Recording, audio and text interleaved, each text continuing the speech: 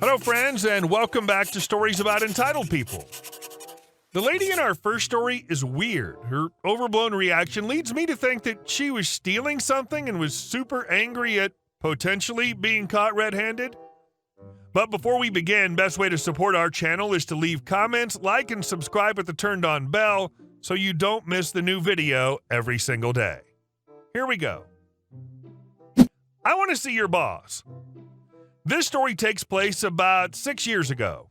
At that time, I worked security at a big box store. I was on my way home from work, still in uniform, and decided to stop at a grocery store to find something for dinner. Normally, I'm the kind of shopper that's in and out very quickly, but I had a super crappy day at work and wanted something nice for dinner. So I wander lazily around the store, unwinding and figuring out what I want to eat. I go down the canned goods aisle, and this lady looks at me, spins around at the speed of sound, and starts screaming at me. Crazy lady will be CL, I will be me.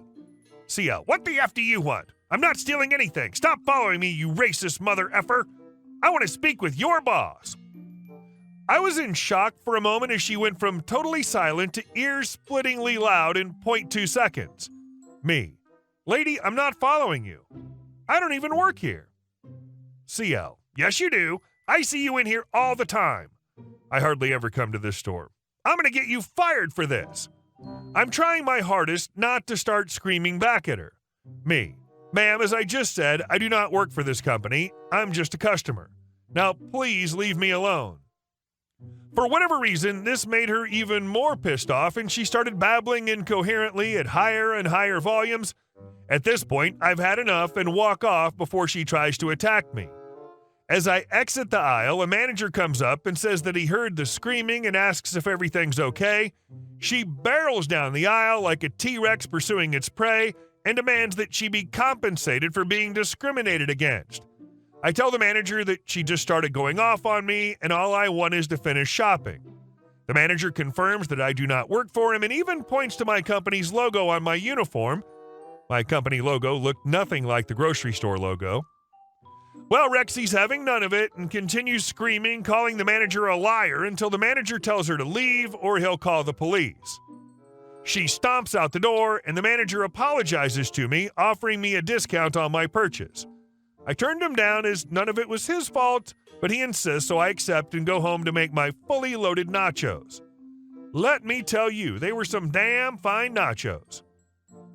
Yeah, if you look at the end result, rather than having her things checked, she was practically begged to leave the store, and everyone was so focused on getting her out, no way they were focused on seeing if she actually stole anything. And our second story. So my hair isn't acceptable. What would you suggest? This takes place in the early 2000s. I was working in a video/DVD rental store at the time, and was only a couple of weeks into the job, but was enjoying my time there. At the store was me, two managers, other guy working the register, and the regional manager for the area. I've always liked having a splash of color in my hair, and it had never been an issue with employment until this instance. At the time, I had my natural brunette hair short and spiked up with a blue patch at the front, which happened to be the same shade as our employee shirts, which pleased me. One day, a few weeks into the job, the regional manager walked in. A woman with a chip on her shoulder the size of her ego. She did her checks on how the store was running, etc., and was talking to me as I was the newest employee there, making sure I knew what I was doing and stuff. As she finishes up, she says offhand to me, "By the way, you'll have to take that color out of your hair. I want it gone before my next visit." This surprised me as I'd read the employee handbook to make sure I was following all uniform guidelines and made sure it wasn't an issue with the two shop managers, so I asked her why I had to change my hair color. She instantly got huffy and puffed out her chest and said, "Because I told you to. Are you questioning me?" Me. No, I was just wondering what guidelines I've broken, as I've read the employee and uniform regulations and didn't see anything about hair color in there, and want to be sure I haven't missed something. Regional manager. "Because I told you so, and it's an unnatural hair color. You'll have to get rid of it." That annoyed me, as I've never liked having to do something just because, so I told her, "Well, other guy at the register has bleached tips, manager 1 dyes her hair blonde, and manager 2 has maroon hair. None of those are their natural colors, so I don't understand why I'm getting singled out." Regional manager did not like this, and since she couldn't give me an answer, just repeated, "Because I'm your boss and I told you so. And if you don't want to change your hair, you can leave. I'll be in next week and I want that color gone." So I said, "I understand. I'll fix it. No worries. But just to be clear, so I'm in keeping with your guidelines, other manager 1, and manager 2 have acceptable color and styles." To which she said, "Yes." And I asked, "And is my hairstyle okay? Did you want me to cut it in a certain way or anything, or is it just the color?" She started getting annoyed and said, "You can keep it like that. Just get rid of that color."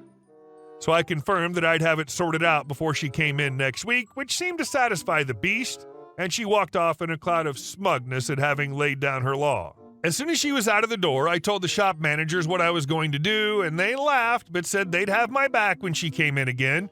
So my blue patch of hair had to go? No problem. Colored tips, dyed blonde hair, and maroon hair like the other staff had were all hunky-dory. So that weekend I did all three to be on the safe side. I bleached all my hair near a transparent blonde with maroon tips, spiked up in my usual style, as apparently that wasn't an issue. Well, turns out that's not what the regional manager had in mind. Cue surprise.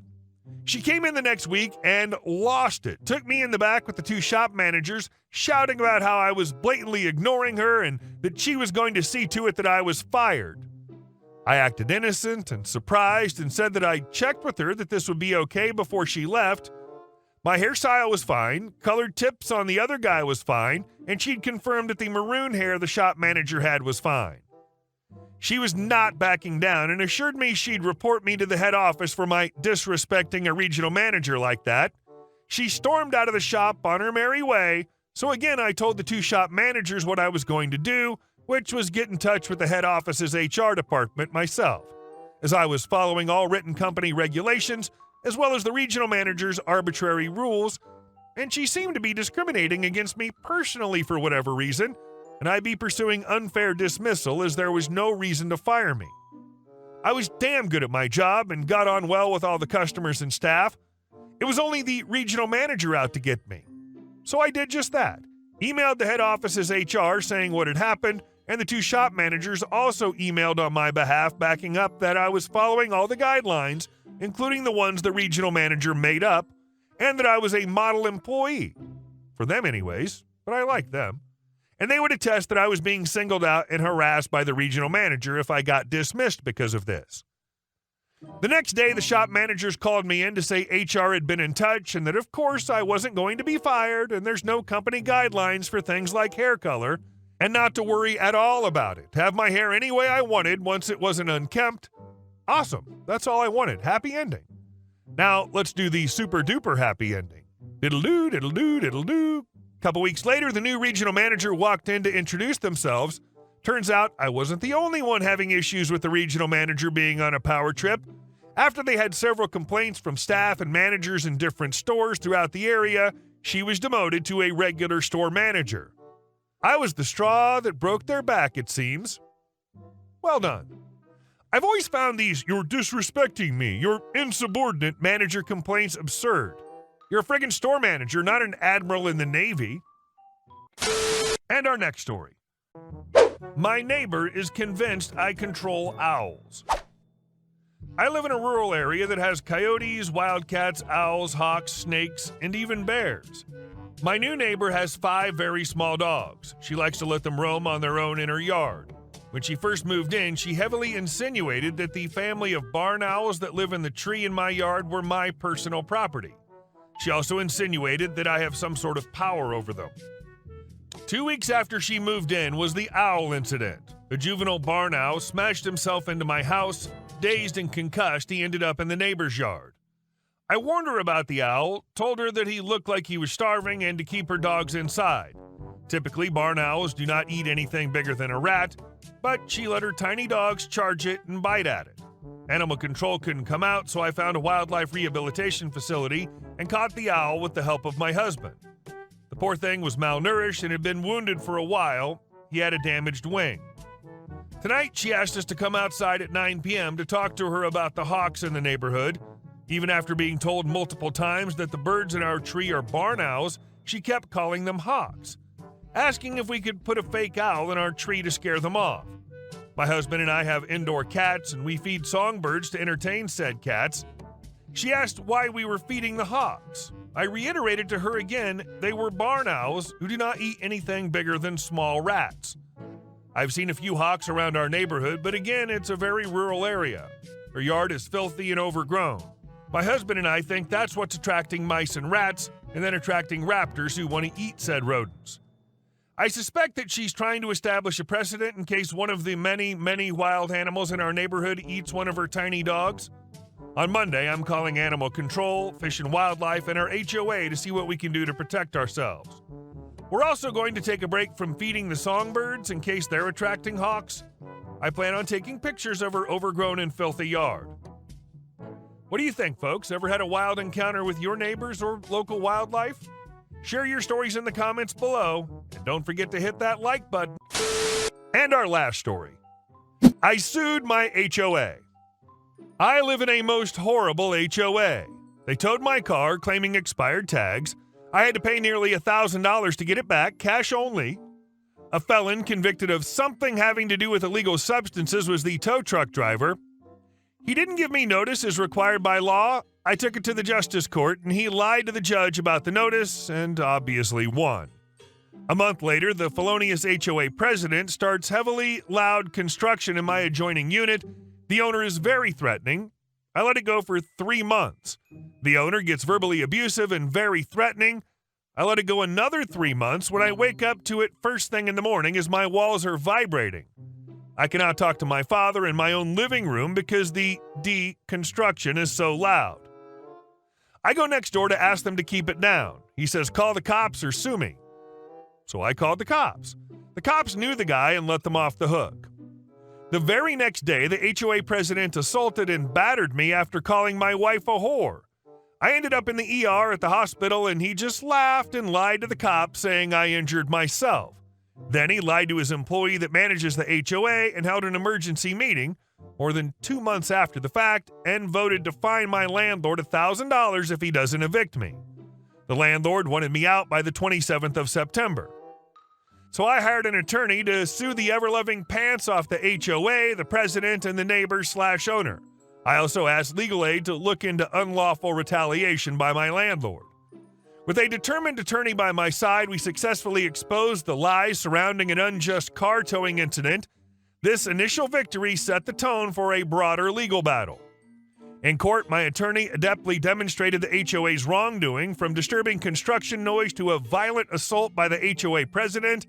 The judge ruled decisively in my favor, holding the HOA accountable and imposing penalties for their actions, so I could finally enjoy my home without fear. It's evident that you've been through a challenging and stressful situation with your HOA, and I'm glad to hear your attorney was able to achieve a positive outcome for you in court. Hey guys, thank you all for watching the video. I'll see you in the next one.